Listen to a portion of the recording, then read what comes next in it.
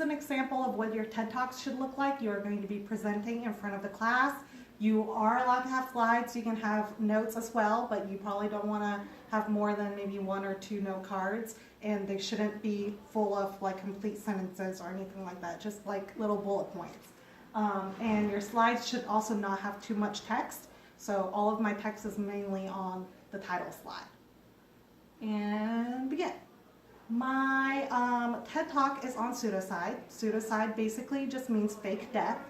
And this idea came about when I was reading Romeo and Juliet. When we were reading Romeo and Juliet together, I really thought of, is it really possible for people to fake their own deaths? Is there some sort of chemical product that will make it so that people can stop breathing for 42 hours? Because that seems like a really long time, and it seems kind of impossible, a little bit fantastical.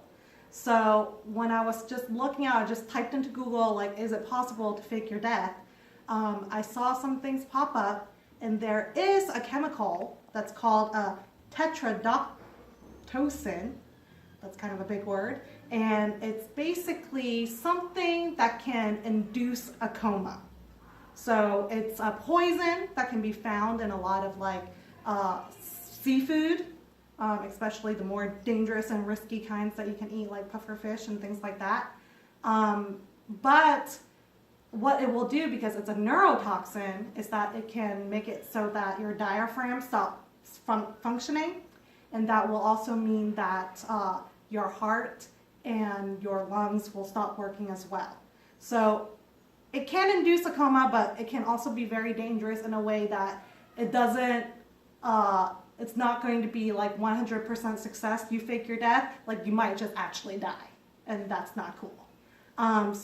So a lot of TV shows, spy TV shows and spy movies use this chemical to have their spy agents fake their deaths or pretend that they're dead.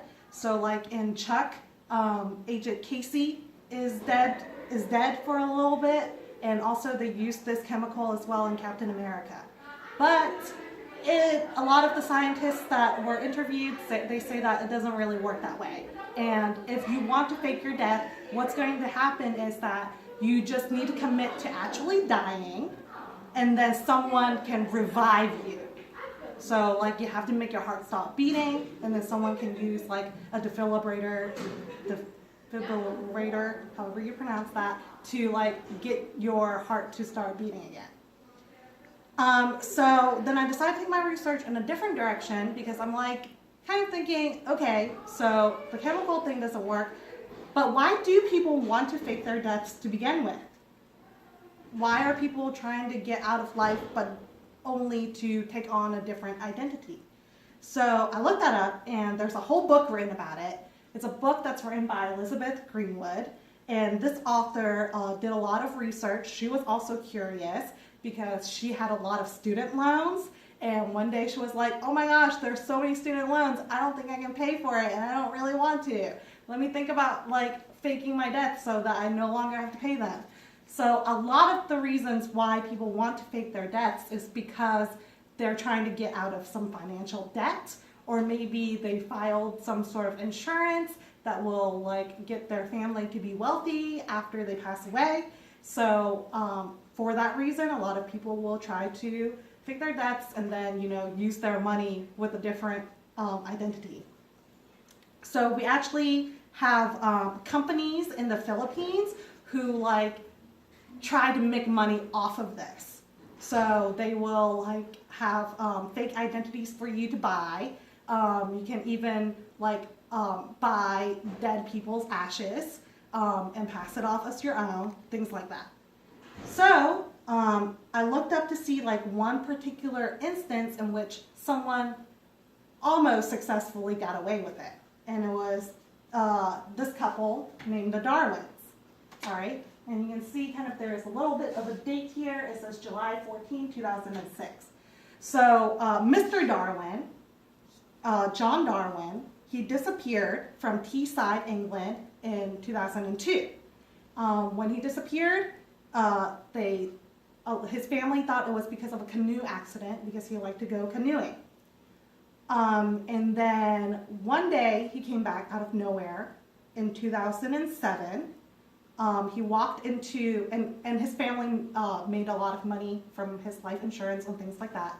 He came back in 2007 and he walked into a police station and he said, oh, I had amnesia. I don't remember anything that happened from the last 5 years of my life.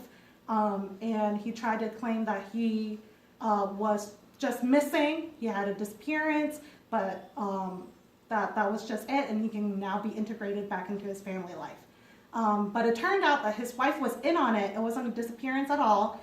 They faked that death so that they can make money off of his insurance.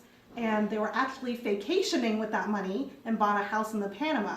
And in Panama, they took this picture while they were on vacation. Note that again, it says 2006. So that was in the time period that he said that he had amnesia from 2002 to 2006. Impossible when his wife is hanging out with him. So that's why people would want to try to fake their deaths. So here is a little bit of my citations for my images and also my works cited. Hope you found that topic to be very fascinating. Thank you.